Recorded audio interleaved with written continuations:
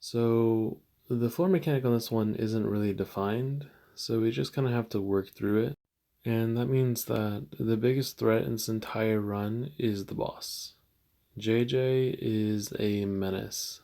You may have to try this floor a couple times, because when JJ goes into demon mode, he just bypasses your defense and does a ton of damage. If he just happens to kill your damage dealer, you may not be able to do enough damage to kill him before his demon mode comes back up. So there are a few different approaches. You can go the stun side and also try to push the gauge back on JJ. But considering the floor mechanic, that doesn't seem like it's as viable as just building a very tanky team and having one damage dealer that can really take care of him. So this is the team. We're using Gabby for HP lead, as well as the immunity, defense up, and a lot of the utilities she brings along.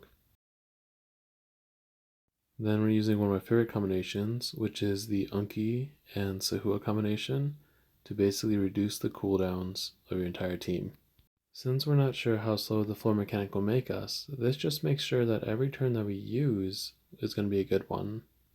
Next up, we're using Meredith, who gives a lot of great heals. Also, she does great single target damage, and she gives us speed up, which I think mitigates some of the floor mechanic. Lastly, for our damage dealer, we're using Lu Yi, and the reason why we're using him is because he does true damage, and you can get him from one of the shops. Alright, so let's give it a go and see how the team works out.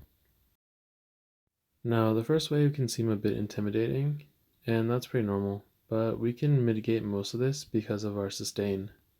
But one of the cool things about our team is that after the enemies have used all their skills, we can sustain ourselves. And Gabrielle makes sure that we can't get any more debuffs after this point. So I'll go ahead and speed along then.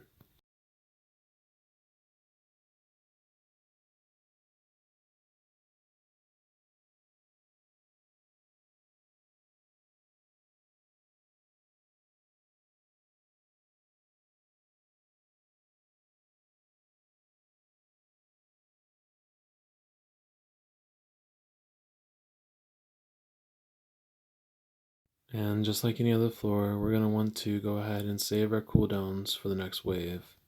Well, as you can see, right at the very beginning, we're at a disadvantage. But once we're able to get some turns, we can go ahead and stabilize again. This is why I think that having a setup like this, where it's 4 supports and 1 damage dealer, is a better approach to this stage. So now that we're bouncing back, I'll go ahead and speed this along.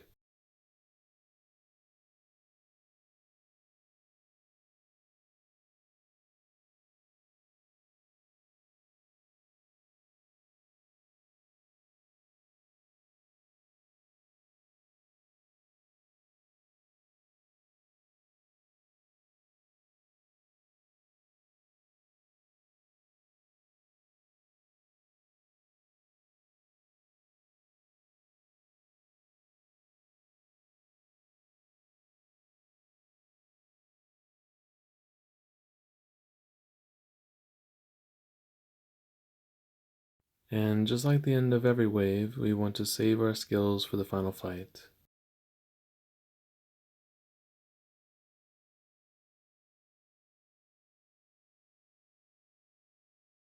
Now this fight is just really difficult overall. It's a very hard combination to beat. For me, I target the Ali first, and then rotate around to the Ahmed and then the Ares, who do a lot of damage. And the reason why I do this is because I actually want to target the JJ last to try to burst him down. But it may take you a couple tries, and it's okay if you don't succeed on the first time. The biggest thing is to target down specific espers who are going to be issues for you, and then work on JJ, because while you're targeting everyone else, he will still take part of that damage and become stronger. So this will be a long fight, and I'll go ahead and speed it up.